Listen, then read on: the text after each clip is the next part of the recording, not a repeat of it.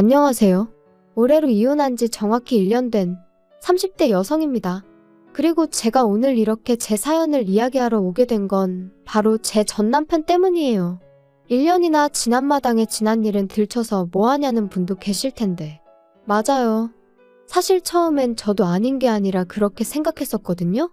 그런데 얼마 전 인터넷으로 심리학에 관한 여러 가지 이야기를 듣다 보니까 누군가 그러대요. 기억하기 싫은 일이라고 무조건 묻어두는 게 능사는 아니라고, 차라리 한 번쯤 속 시원히 털어놓는 게 도움이 될 수도 있다고요.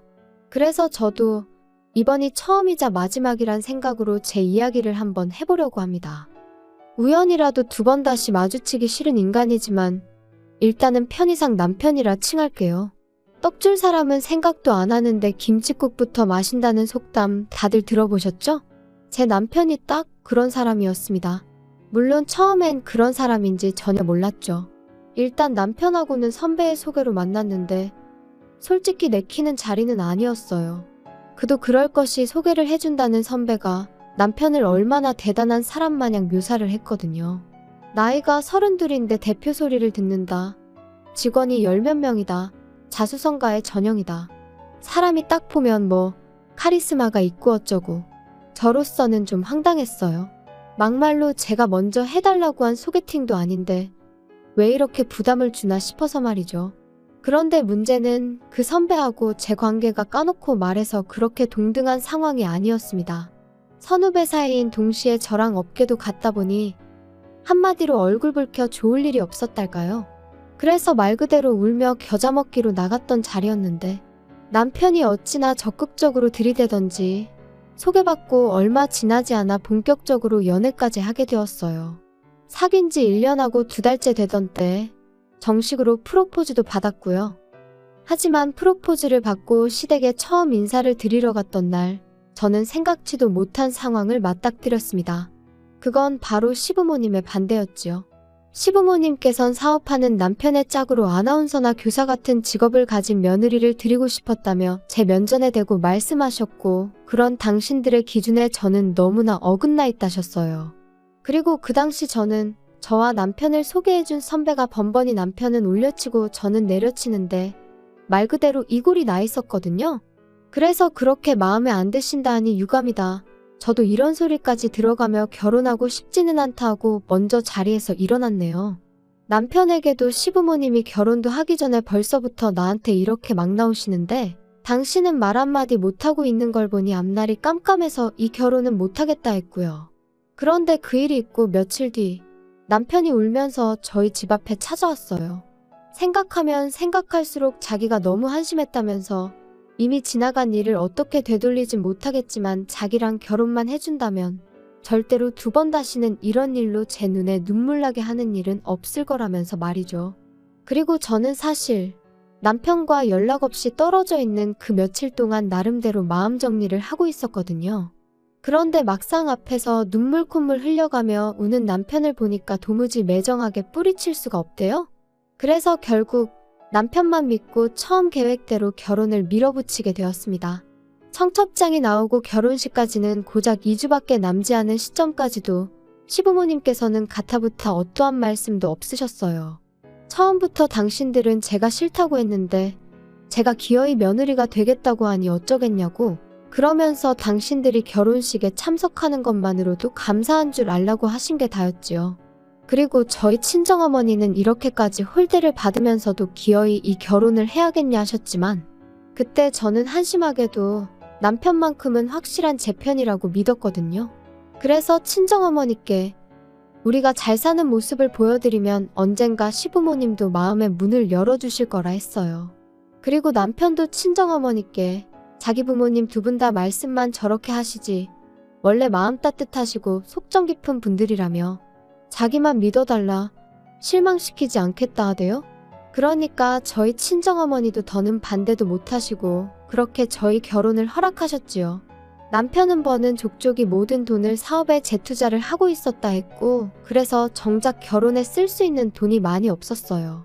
오죽하면 제가 처음에 이 사실을 알았을 때 상황이 이런데 왜 나한테 프로포즈를 한 거냐고 어이가 없어서 따졌다니까요. 그랬더니 남편이 한다는 말이 모든 일은 때가 있는 법이라면서. 아무튼 시댁에서는 괘씸죄라고 한 푼도 안 도와주신다지.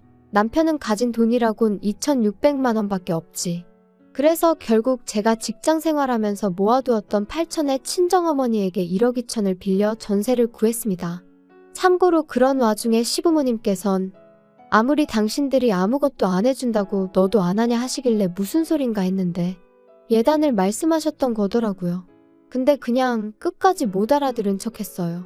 솔직히 이땐 좀 아닌 게 아니라 억울한 마음이 있었거든요. 분명히 남편이 매달려서 하게 된 결혼인데 어째서 나는 계속 싫은 소리를 듣고 있는 거며 돈도 내가 몇 배로 쓰게 된 건지. 하지만 결혼식 날짜가 정말 코앞으로 다가왔는데 내가 생각 좀 해봐야겠으니 시간 좀 갖자. 그 시점에 그 소리를 할 수 있는 여자가 몇이나 되겠어요? 저도 별반 다르지 않았습니다.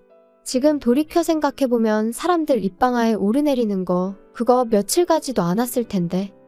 한편 결혼하고 한 2년 동안은 정말 정신이 하나도 없었어요. 일단 남편은 사업으로 눈코 뜰 새 없이 바빴고 저 또한 직장에서 승진을 하면서 업무량이 배로 많아졌거든요. 게다가 남편은 매일같이 영업을 이유로 술에 취해 밤늦게 귀가하는 일이 일상이었다 보니 어느샌가 집안일마저 당연하다는 듯이 제 몫이 되어 있었죠. 그뿐인가요? 저를 며느리라고 생각 안 하신다 하실 때는 언제고 언젠가부터 명절인데 아니면 뭐 누구 생일인데 하시며 저에게 며느리 도리를 요구하기 시작하시대요? 그리고 저는 한심하게도 그때는 시부모님의 그런 연락도 그저 반갑기만 했어요. 이제는 나를 인정해 주시려나 보다고 그러니 어떻게든 야무지고 싹싹한 모습을 보여드려야겠다 생각하며 말이에요.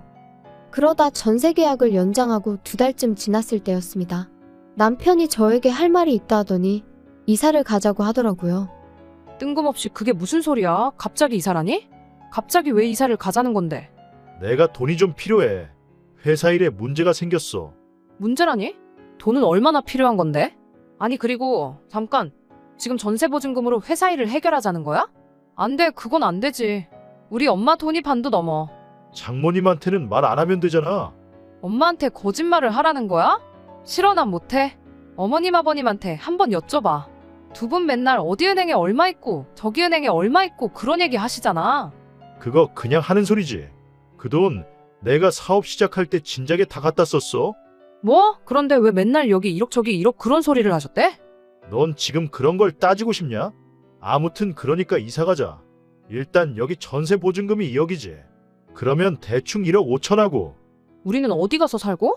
우리는 뭐 일단 급한 대로 월세 한번 알아보지 뭐. 아무리 생각해도 안 되겠어. 내가 100번 양보해서 내 돈은 빌려줄 수 있지만 엄마 돈은 절대로 안 돼. 이러다 내 사업 망하면 너도 망하는 거야. 아우 됐어. 그런 식으로 따지면 우리 엄마 돈까지 가져다 썼다가 당신 망하면 우리도 망하고 우리 엄마도 망하는 거야. 안 돼. 그리고 그때였습니다. 누군가 저희 집 초인종을 눌렀고 그래서 현관을 열어보니 저희 친정어머니가 서 계셨어요. 당황한 제가 언제 오셨냐니까 방금 오셨다곤 하셨지만 제가 아무렴 명색이 엄마 딸인데 표정만 봐도 어떤 기분이신지 알 수 있었죠. 그리고 동시에 이때다 싶어서 남편이 저희 어머니를 붙들고 무슨 소리라도 할까봐 걱정이 되더라고요. 그래서 일단 어머니를 모시고 집 밖으로 다시 나갔습니다. 일단 카페라도 가자고 뭐가 됐던 거기서 이야기를 하자면서 말이에요. 혹시 전부 들으신 거예요? 들으셨어도 아무것도 신경 쓰지 마세요. 나 진짜로 엄마한테 그런 부담 드리고 싶지 않아요. 안 도와줘도 괜찮으려나. 최서방이 서운해하면 어쩌냐. 서운해하긴요. 서운할 걸로 치자면 나야말로 시부모님한테 서운한 일 투성인걸. 아무튼 엄마는 아무것도 신경 쓰지 마세요. 그러면 너 이사는 뭐? 가긴 가려고? 그래도 남편이니 네 돈 내 돈 성급기는 좀 그러니까. 일단 보증금에서 엄마 돈은 돌려드리고 남은 8천에서 3천은 월세 보증금하고 5천이라도 빌려줄까 싶어요. 그러면 그냥 네 돈 8천인가 그거 최서방 빌려주고 대신 엄마 집에 들어와서 살아. 그건 어때? 나야 괜찮은데. 정말 괜찮아요? 엄마는 덜 심심하고 좋지. 그리고 우리 딸 결혼하고 너무 말랐어. 엄마는 그게 너무 속상해. 그래서 좀 전에 그렇게 반찬을 해오신 거예요? 아이 참 괜찮은데. 아무튼 최서방하고 한번 얘기해봐. 엄마도 여유가 있으면 그 1억 최서방 딱 쓰라고 내주고 싶은데 그건 좀 힘들어. 미안해서 어쩌냐. 미안하단 말씀 진짜 절대로 하지 마세요. 이후로 어머니랑 이런저런 이야기를 좀 더 나눈 뒤 헤어졌고 저는 일부러 멀리 돌아서 집에 왔어요. 머릿속이 너무 복잡했는데 집에 일찍 가면 남편이 있으니 생각을 도무지 정리할 수가 없을 것 같았거든요. 그리고 그렇게 집에 도착하니 남편이 실실 웃으며 저를 반겼습니다. 그런데 그런 남편이 너무 꼴보기가 싫더라고요. 그래서 거두절미하고 친정어머니 집에 들어가 살겠느냐 물었어요. 들어가 살게 되면 내 돈은 빌려주겠다고요. 그랬더니 남편이 그게 무슨 뜻이야? 장모님이 안 빌려주신대? 안 빌려주시는 게 아니라 엄마도 사정이 있으시니 못 빌려주시는 거야. 아니, 사위도 자식이다 하실 때는 언제고? 지금 사위 사업이 휘청거린다는데 그거보다 더 중요한 사정이 뭔데 도대체? 억지 좀 쓰지 마. 당신이 언제 우리 엄마한테 돈 맡겨놨어? 어이가 없네 진짜. 내 돈이라도 빌려갈 거면 엄마 집에 들어가서 사는 걸로 하고 그렇게는 못하겠음 뭐 어쩌겠어. 당신 사업은 당신이 알아서 해. 진짜 장모님도 너도 너무한다 진짜. 너무한다고? 말이 나왔으니 한번 따져볼까? 결혼하고 이후로 나 당신한테 꽃 한 송이 받아본 적 없어. 지금은 사업에 투자해야 할 때라면서 생활비 100만 원 주는 거 말고 당신이 이 집 돌아가는데 기여한 게 뭐가 있어? 그래도 나 언젠가 우리한테 좋은 날이 오겠지 하고 이제껏 참았어. 근데 이제 와서 사업이 위태로우니까 내 돈도 우리 엄마 돈도 내놓으라는 거 너무한 거 아니야? 그리고 내가 몰라서 말 안 하는 거 아니야? 그 투잔지 뭔지 그거 다 하루가 멀다 하고 마시는 술값인 거 누가 모를까 봐? 그래도 내가 사업을 해본 적이 없으니 그냥 알아서 잘하겠거니 하고 믿고 내버려뒀어. 그런데 이제 와서 뭐 하자는 건데? 남편 입장에선 아마 꽤나 당황스러웠을 거예요. 평소라면 좋은 게 좋은 거라고 그냥 참고 넘어가던 저였으니 이번에도 그럴 줄 알았을 테니까요. 하지만 이번만큼은 도무지 참을 수가 없었습니다. 그래서 남편더러 내 마음이 아예 바뀌었다고 이참에 친정에 들어가 살아야겠다 했어요. 친정어머니 돈도 돌려드리고 애시당초 당신 결혼할 때 들고 온 돈이 얼마였냐? 2,600인가 그렇지 않았냐? 나도 2,600만 내놓고 나머지는 거두겠다. 그랬더니 남편이 저더러 갑자기 왜 그러냐면서 일단 진정 좀 해라 어째라. 하지만 결론부터 얘기하자면 이런 대화가 있고 정확히 3달 뒤 남편은 사업을 정리했고 저희는 친정으로 들어갔습니다. 친정어머니는 물심양면 저희 부부를 도와주셨어요. 집에서 노는 사위였지만 제가 회사 일로 바쁘니 당신이 삼시세끼를 챙겨주시는 일이 다반사였고 게다가 저희 빨래며 청소며 하는 김에 하는 거니 신경 쓰지 말라셨죠. 그리고 남편의 수입이 또 끊어진 그 상황에서 제가 해드릴 수 있는 거라곤 한 달에 100만 원씩 드리는 게 전부였어요. 그런데 이 사실을 알게 된 남편이 노발대발 실성한 사람처럼 굴더군요. 야, 너 지금 돈 번다고 유세하는 것도 아니고 어떻게 장모님만 100만 원씩 드릴 수가 있냐? 진짜 너무한 거 아니냐? 내가 뭐 엄마 용돈 드려? 그럼 당신이 우리 엄마 도와서 집안일 좀 해. 음식도 하고 청소도 좀 하고 그러면 되겠네. 엄마가 밥까지 차려주셨으면 최소한 설거지는 해야지. 아무튼 엄마가 우리한테 해주시는 거 생각하면 100만 원도 적어서 송구스러울 지경이니까 괜한 트집 잡지 마. 그래도 이건 경우가 아니지. 드릴 거면 우리 부모님도 드려. 그래 그럼 다음 달부터 20만 원씩 드릴게. 그러면 되지? 뭐 20만 원? 어디 거지한테 적설하냐? 진짜 사람 열받게 하네. 드릴 거면 양쪽 똑같이 드리고 안 드릴 거면 양쪽 다 드리지 말아야지. 아니 양가에서 해주시는 게 다른데 뭘 다 똑같이 하라는 거야? 그럼 우리 엄마 집에서 얹혀 살면서 밥도 얻어먹으면서 아무것도 하지 말라는 거야?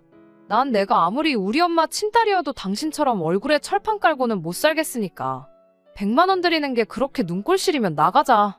나가서 어디 반지하 같은 데 구해서 우리끼리 어떻게든 살아보면 되겠네. 사실 이렇게 다툴 때만 해도 친정어머니가 집에 안 계신 줄 알았어요. 그래서 평소보다 좀 목소리가 커졌는데 이제 싸움이 길어지다 보니 친정어머니가 귀가하신 것도 알아차리지 못했던 거죠. 세희야, 그리고 최서방도 내가 정말 속상해 죽겠다. 세희야, 너 이제 엄마한테 그 돈 주지 마.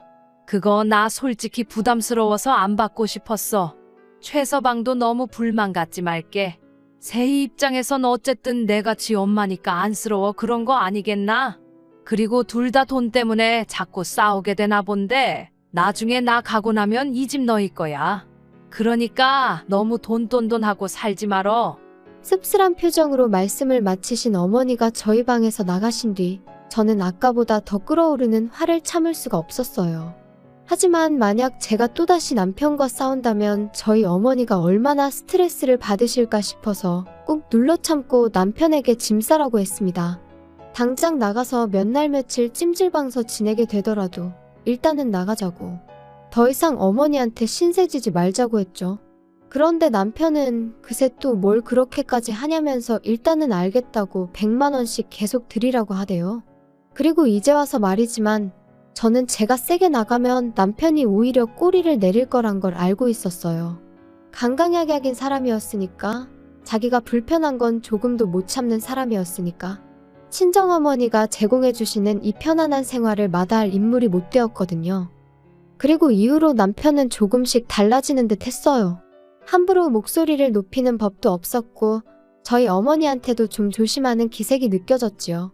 그래서 어느 정도 정신을 차렸나 보다고 다행이라고 생각했는데 하루는 남편이 뜬금없는 이야기를 꺼냈습니다.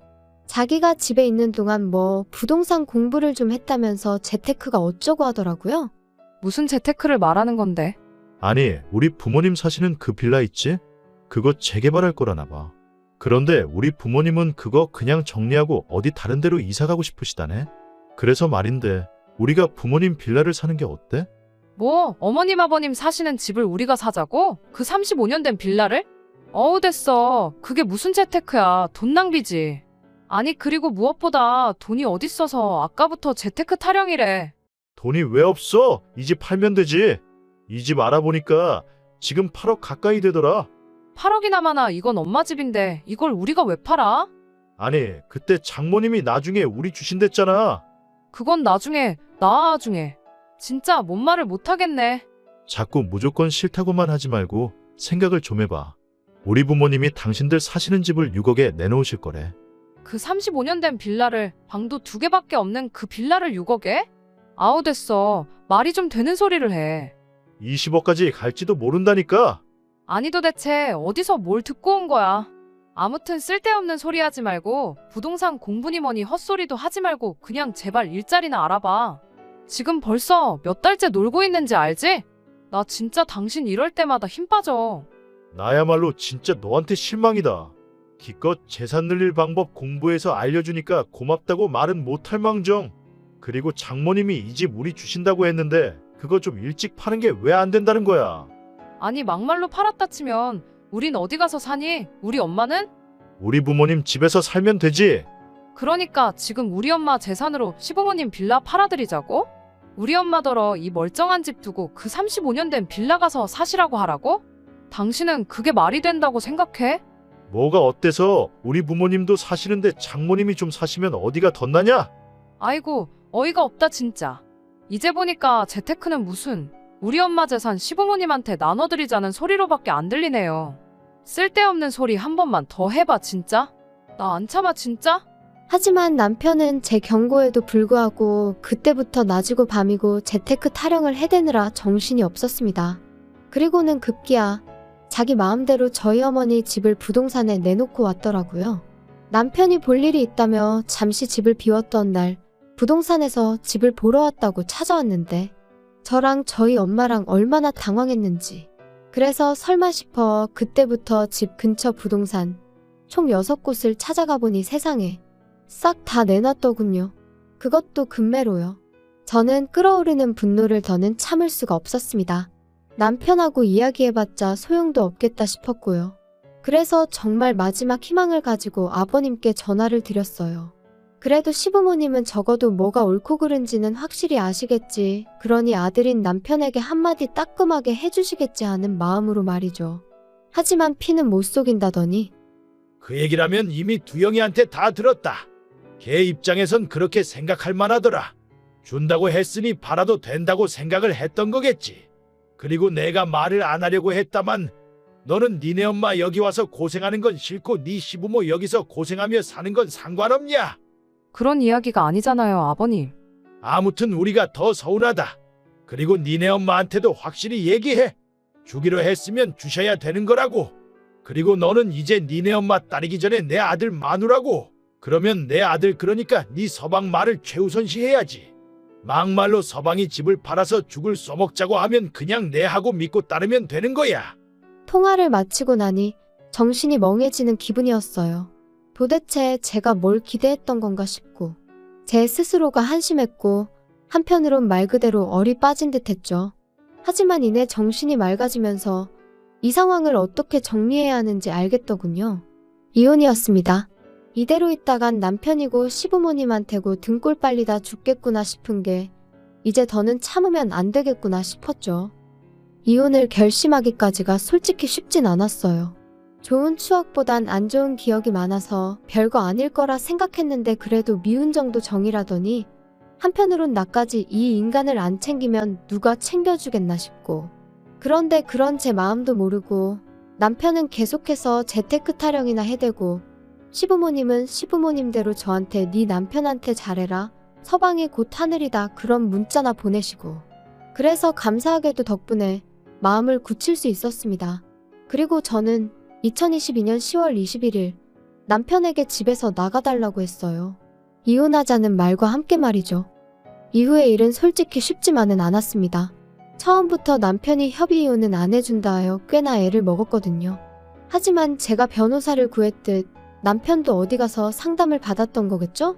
이혼 소송을 걸고 얼마 지나지 않아 취하해달라며 협의 이혼을 하겠다고 태도를 바꾸더라고요. 그 이유를 따로 묻지는 않았어요. 그때는 그저 이유가 어찌됐건 하루빨리 이 인간하고 남남이 되고 싶다 그 생각뿐이었으니까요. 남편과 이혼한 후 솔직히 한동안은 주변 그 누구에게도 정확히 어쩌다 제가 이혼을 한 건지 말을 못했습니다. 돌이켜 생각할수록 제가 참 바보같이 살았다는 후회와 스스로의 미련함에 시쳇말로 쪽팔렸거든요. 그런데 지금 이렇게 털어놓고 나니까 그래도 순간순간 제 나름대로 최선을 다했다는 건 변함없는 사실이고 그것만큼은 그 누구도 저를 욕할 수는 없다고 생각해요. 그랬기에 결단을 내릴 수 있었고 남편의 어떤 소식에도 동요하지 않을 수 있게 되었으니까요. 어떻게 마무리를 해야 하나 싶은데 생각보다 훨씬 마음이 후련하고 오랫동안 밀린 숙제를 끝낸 것 같은 게 털어놓기를 잘한 것 같네요. 오늘을 마지막으로 더는 이 일을 들추지 않고 앞만 보고 열심히 살아보겠습니다.